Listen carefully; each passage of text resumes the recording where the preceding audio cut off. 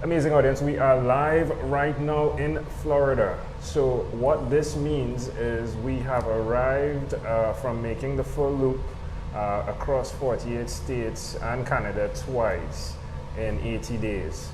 Today is day 84 though, which means it's the 12-week mark. So this has taken us 12 weeks, Amanda and I have accomplished this, and I get to connect with Wally Carmichael as my first individual, in reaching back to, or forward if you would, to Florida. How are you doing, my friend? Man, I'm amazing. I'm so honored to be a part of this mission that you guys have. I appreciate you coming up here, man. Yeah, too easy. Yeah, you said that. It's too easy. Now, when we spoke, you were episode 537 of what is now 1987 episodes, right, of the podcast. And, we had fun, right? We did. We spoke about, as a summary, we spoke about Men of Abundance, the podcast.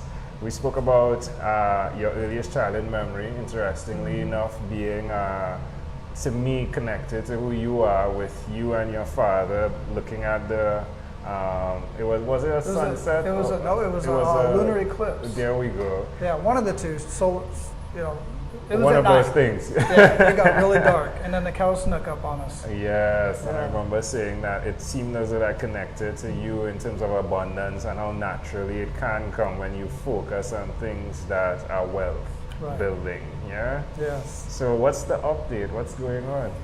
Wow. So since the last time we talked. And then there was Hawaii, which was a big thing. I was living in Hawaii at the time. I just moved here to Florida just a couple months ago, back mid-June.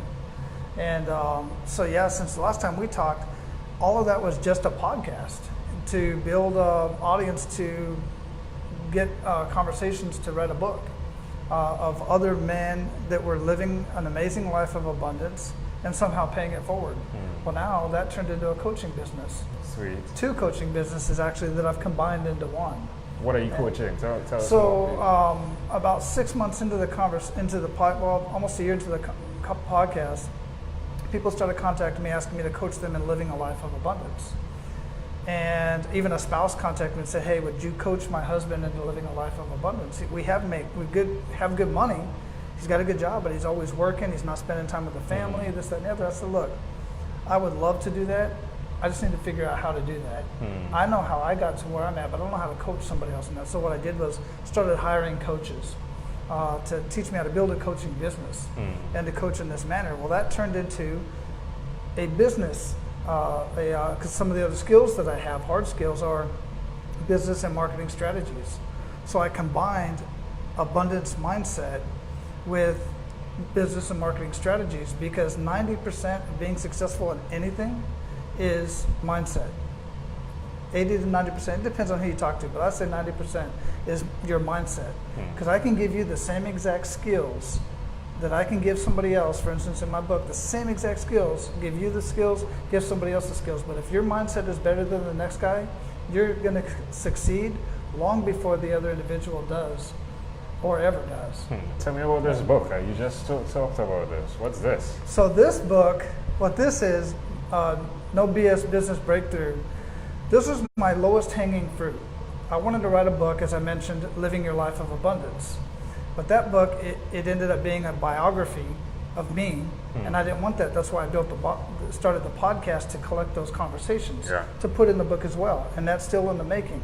But what I realized was a lot of people want nuts and bolts, and I wanted to prove to them that nuts and bolts, while they're important, they're not the only thing.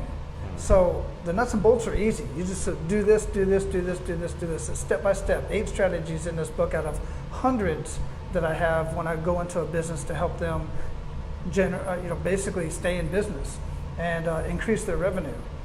Just run the business much better with all the different strategies. But these 8 seem to be the top 8 that I've used with them darn near any business, right? So I wanted to go through and write this book, to go through the process of publishing a book. And now that I've done it, it's just going to get easier, just like anything else, right? Once you do something once, you're like jumping off a high dive. You're always scared jumping off. Is this available on Amazon? This is not available on Amazon. This one's only available through Lulu. I self-published this one through Lulu, but it is available through NoBSBusinessBreakthrough.com. Wonderful. Yeah. One of the segments we cover is your own unique real shoes. And it speaks to the types of shoes you've worn, right? Yeah. See, what are those that you're wearing? These are Vans. The Vans, there we go. The new ones, not the old checkered ones that I had when I was a teenager. What type of shoes were you wearing between the ages of 1 to 12? 1 to 12. Goodness, one I couldn't remember, but I will tell you that I always wanted, like, one of the things I wanted was Vans. When Vans are coming out with the checkered, the slip-on, checkered Vans, and then I got into the moccasins. But I remember my mom was always like, okay, so if you want a new pair of shoes, here's the $12 I was going to pay for your tracks, the old track shoes, or maybe Adidas or something like that. And then I would have to come up with the rest. That's one of the things that made me an entrepreneur, because my mom gave me how much she was going to pay for it. If I wanted something better than that, I had to come up with the difference. How would you come up with it? Goodness, I would do things like, I don't know if I was 12 at this point, but say for instance in the trailer park that I grew up in, the management would say, you need to trim your trees. It's time of year to trim your trees. You need to trim your trees. And if you don't do it, we're going to send somebody by. It's $25 a tree. So what I would do is get my stepdad's chainsaw and go out and knock on doors and say, I'll trim each tree for $20. Yeah. Easy deal. That's one way. I mean, I would sell candy. I was that guy that back in, this is different times now. We would go, there was a guy in an unmarked white van. All the kids would get in a van, and we'd drive out to a neighborhood where he would drop us off on a corner, and we would sell candy. Because nobody was buying candy in my neighborhood where I grew up at. Yeah. So, not that, from kids anyway, like that. He'd drop us off on the corner and say, meet us back here in an hour. And I'd go hustling, selling candy, And we'd win trips to Disney World or whatever. I never won a trip, but, So this is like 12 to 24, right? Yeah. What type of shoes are you wearing then? 12 to 24. I was in 12 to in high school. I ran track, so I was wearing steel cleats. Did a lot of sports, but I was good at track because I could run really fast. Probably still wearing some version of the Vans and Asics. I like the Asics as running shoes, but then from 20 after that, combat boots. Steel toes. Yeah, well, no, actual combat boots. I joined the Army when I was 20. So that's when I was wearing. 25, no, you were married for 25 years when we spoke, right? How long were you in the Army for? What's that? How long were you in the Army for? 25 years. 25 as well? Yeah. So what, did you get married right at that I got point? married, I got married within 2 years of being in the Army. Okay, yeah, because when we spoke, it was 25, retired. so it's like 27 now that you're going for. Okay, all right. Yeah.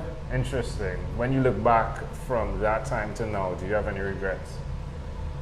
One of the things, I don't have any regrets whatsoever.